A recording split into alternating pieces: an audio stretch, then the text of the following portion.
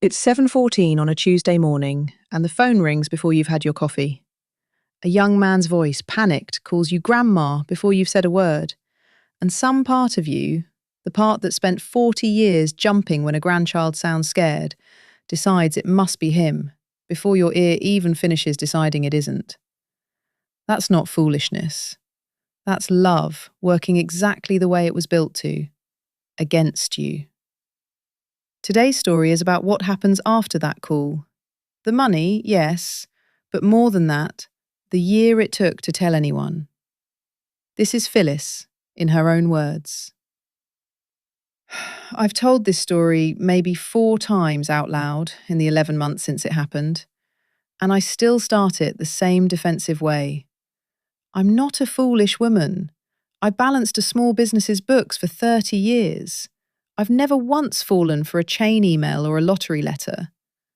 So when I tell you a 23-year-old voice on the phone convinced me, in about 6 minutes, to drive to 3 different stores and load $9,400 onto gift cards to keep my grandson Marcus out of a jail cell, I need you to understand that smart was never the thing standing between me and that call.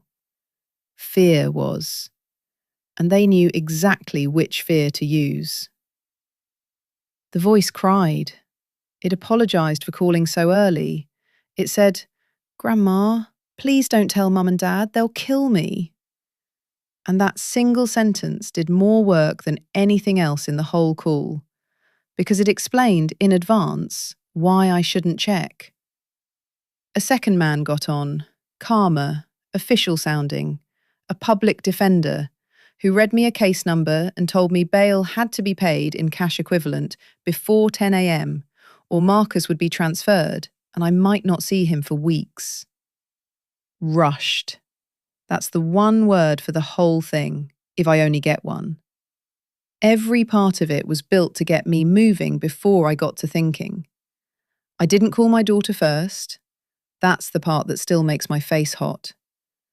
I told myself I was protecting Marcus from his mother's temper. But underneath that, if I'm honest, I think I wanted to be the grandmother who fixed it quietly. The useful one. Robert Cialdini, who studies why people comply with requests that don't serve them, has a name for it. Manufactured urgency stacked on borrowed authority. The public defender lending his official voice to the panic the first caller had already planted.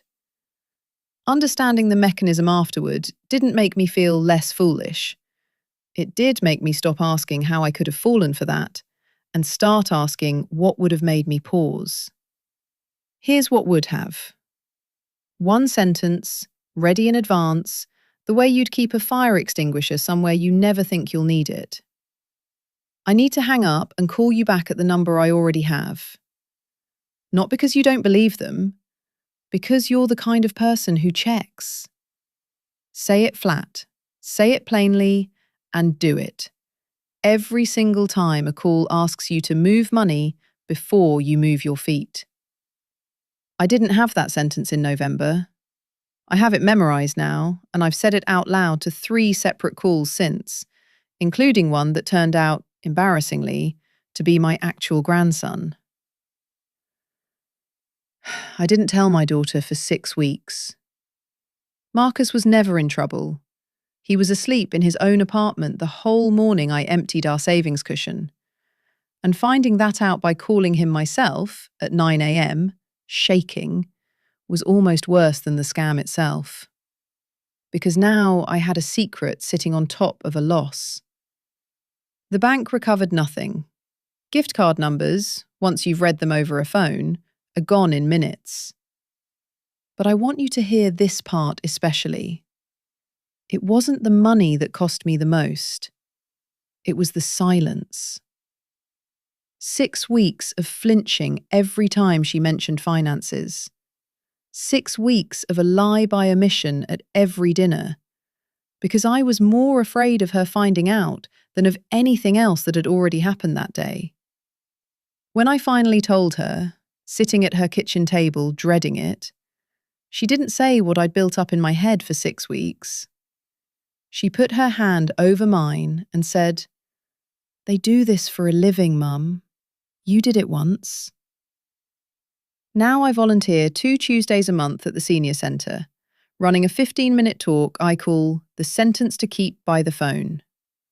Just that one line, over and over, until it's reflex instead of a decision. I still balance a mean set of books. I still answer the phone.